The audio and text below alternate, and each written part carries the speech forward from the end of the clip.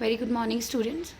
In my previous video of your chapter 2 chemistry, I have explained you about different kind of changes on the basis of their time, on the basis of their reversibility, on the basis of their uses and etc. And after that, today we have to learn about physical and chemical changes. So in today's video we are going to learn about the physical and chemical changes. What are physical and chemical properties, characteristics of physical and chemical changes, and signs of chemical changes through which we can identify that whether the change is chemical or not. So before we learn about physical and chemical changes, let us first understand what do we mean by physical and chemical properties. So first is physical properties. Properties that do not involve any change in the chemical nature of matter are called physical properties. Examples: appearance, texture, color, state of matter, boiling point, melting point, mass, volume, etc. Thus, physical properties cannot be measured without changing the composition of matter. So, the examples which I have given you, that all are examples of physical properties. So, that properties which do not does any change in the chemical nature of matter are called physical properties. Next, properties that involve a change in the chemical nature of matter are called chemical properties. Now, what are chemical properties? It is pH, heat of combustion, flammability, reactivity with acid, water and metals, etc. So, these are the chemical changes and chemical nature of matter. Now, properties of matter. You can see the table here, properties of matter.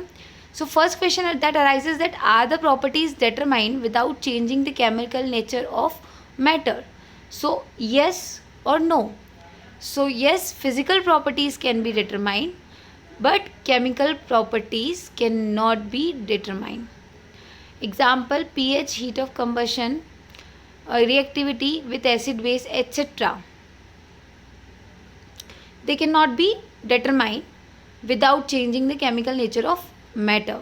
But physical properties such as mass, volume, they can be determined by changing the chemical nature of matter. Now, does the property depend on the amount of substance? So, some properties are there which depend on the amount of substance, and some properties are there which do not depend. Like appearance, texture, color, boiling point, melting point. That does not depend upon the amount of substance. It doesn't matter whether it is a 1 glass of water or 1 jug of water. If the boiling point or temperature of the boiling point of the water is 100 degrees Celsius, it will be same for both. So there is no matter of amount of substance is there.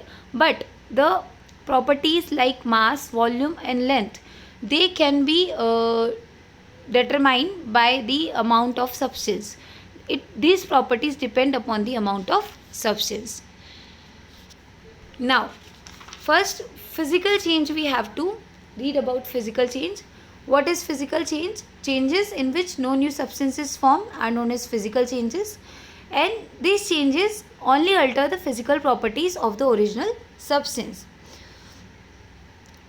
Changes in state of matter, in which the processes like boiling, melting, freezing, condensation, sublimation and deposition are involved, are all physical changes. As you can see in the diagram, first solid, on heating it get converted into liquid. On further heating, that liquid will be converted into gas, and when that gas will be cooled through the condensation, again that gas can be converted into liquid, and then by freezing that liquid can again converted into solid. So in previous video I have explained you about reversible and irreversible changes, that mostly all the chemical changes are irreversible and physical changes are reversible.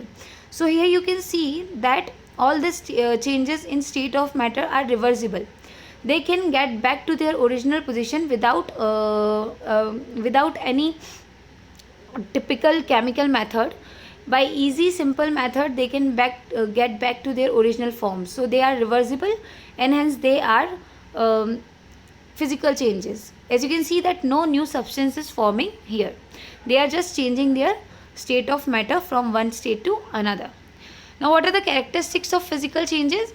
During a physical change, only physical properties such as size, shape, color and state of a substance changes. During a physical change, no new substance is formed, as we have seen in the change in state of matter. A physical change can be either reversible or irreversible. Dissolving sugar in water is a reversible change. No or very small amount of energy is either absorbed or evolved during a physical change. In a physical change, very less amount of energy changes occur. Very less amount of energy will be evolved or involved. Physical changes are mostly temporary and can be reversible or irreversible in nature. Now, reversible and irreversible both. Like melting of ice is a reversible change. It can again be converted into ice. But breaking of glass is an irreversible change. Once the glass is broken, that glass cannot be converted back to the original substance or back to the original glass. So that's why it is an irreversible change. Now next, what is a chemical change or what are chemical changes? The changes, as we have said in physical change, that the changes in which no new substance is formed are called physical changes. Then simply chemical changes will be opposite of it. That changes in which new substances are formed are known as chemical changes. Now, these changes can alter both physical as well as chemical properties of the original substance. In the physical change, only the physical properties of the substance will be altered, but in chemical change, both physical and chemical properties of the original substance can be altered. For example, burning, rusting, explosions, rotting of fruits and vegetables, curdling of milk, etc. are the few examples of chemical change. Now in your previous classes, you have read about the process of rusting of iron. When iron comes into contact of air and water, it forms iron oxide, which is reddish brown flaky substance. And this reddish brown substance deposited on the iron, and it is called as rust. So this rusting of iron is a chemical change. Now what are the characteristics of chemical change? The characteristics of chemical change is, first, one or more new substances can be formed during a chemical change. Second, chemical changes are permanent and irreversible. A chemical change cannot be reversed by simple physical methods. During a chemical change, relatively larger amount of heat, light or any other radiation may be given out or absorbed as compared to physical change. In physical change, there is very less amount of heat energy evolved or involved. But in chemical change, there is a large amount of heat energy or radiation can be evolved or involved. Now, during a chemical change, both the physical and chemical properties of substance can be changed. Now here is comparison between physical change and chemical change. So first, physical change that occur only in the physical properties of a substance and no new substances form. If we compare it with chemical change, that involves the formation of new substance and it changes the properties, physical properties as well as chemical properties of the substance. Now changes that take place only in physical properties as no molecular changes occur. And in the chemical changes, there is change in molecular arrangement and the new substance can occur. The physical changes are mostly reversible and chemical changes are irreversible. Energy changes is small in physical changes and large in chemical changes. Now all the changes of state of matter are physical changes and burning of food, rusting of iron, etc. are chemical changes. Now here some methods are also given: melting, evaporation, condensation and freezing and solidification, which these are the processes which involve in the change of state of matter. Now some signs of chemical changes which help us to determine that whether the change is chemical or not. If any two or more of these signs are shown in any type of change, then that change will be chemical change. Now, first is change in color. Now, you have seen that some changes show change in color of the reactants, and that is the color of the product may differ from that of the reactant. Let me give you one example. When an acid is added to red cabbage indicator, it changes its color from purple to pink. And when a base is added to indicator, it changes its color from blue into blue. So such kind of changes in which the color changes when the substance react, their color changes. Such kind of changes are called chemical changes. Then change in odor. Odor means smell. In some changes, when two or more substances are mixed, a distinct odor is produced, and this shows that it is a chemical change. Next is change in temperature. So when carbon dioxide is bubbled through calcium hydroxide solution, a considerable amount of heat is produced during the reaction, and the heat produces warm up the water, and here it is change in temperature when the water will be warm up. So that is the chemical change which occurs with the change in temperature. Then here production of heat and light. Production of heat and light, when the magnesium ribbon will burn in the presence of oxygen, it produces heat and light both. With a dazzling light, it will produce a dazzling light. So it is also a chemical change. And the new substance magnesium oxide will form after it will burn. Production of gas and formation of precipitate.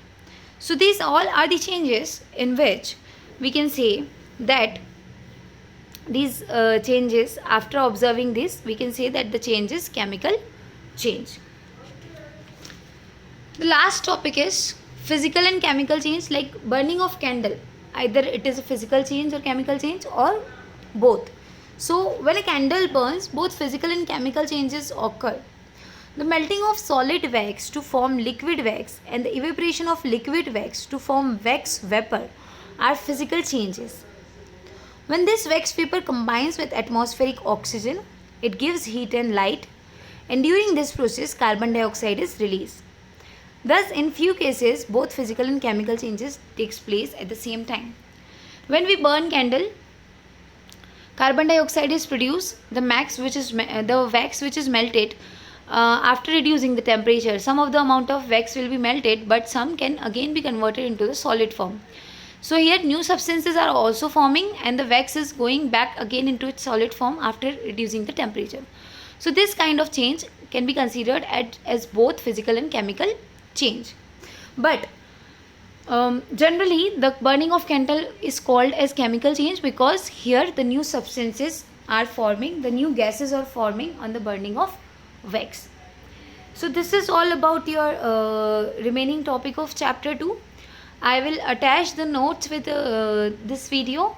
So just prepare the note for chapter 2, class wise note, and try to solve the question answers also that is given in the revision zone in your book. I will attach that book snaps also, so those who are not having a book with them, they will get help from that book pages. Thank you and have a nice day.